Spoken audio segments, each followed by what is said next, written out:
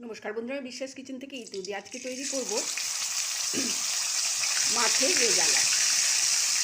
মাছগুলো ভেজে তুলে নিয়েছি। ওই মাছ ভাজার তেলেই দিয়ে দিলাম বড় চামচের 1 চামচ আদা,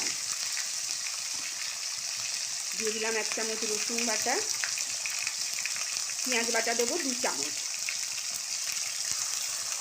বড় চামচে 2 চামচ দিয়ে দিলাম পেঁয়াজ বাটা, গোটা গরম মশলার তেজপাতা ফোড়ন দিয়েছিলাম, দিয়ে দিলাম 1/2 চামচ নুন, একটু সামান্য চিনি আর একটু কাশ্মীরি লঙ্কার গুঁড়ো, হলুদ দেবো না। কষে মশলাটা কষা হয়ে গেছে, কাঁচা লঙ্কা বেটে রেখেছিলাম দিয়ে দিলাম, একটু পাতলা হয়েছে, 1 চামচ বড় চামচের লঙ্কা বাটা দিয়ে দিলাম। এবার দিয়ে দেবো টক দই, 2 চামচ দিলাম, ফেটিয়ে রেখেছিলাম টক দই।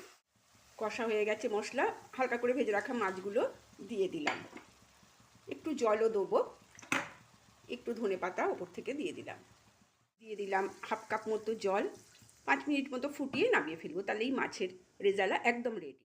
কাতলা মাছের রেজালা একদম রেডি, নামিয়ে ফেলেছি, তৈরি হয়ে গেছে। বাড়িতে এইভাবে ট্রাই করে দেখতে পারেন, খেতে কিন্তু ভীষণ ভালো হয়, গরম ভাতে দারুণ লাগে। তৈরি হয়ে গেল কাতলার রেজালা। আমার ভিডিও যারা দেখেন তাদের অসংখ্য ধন্যবাদ, এইভাবেই আমার পাশে থাকবেন। আজ আসি, টাটা।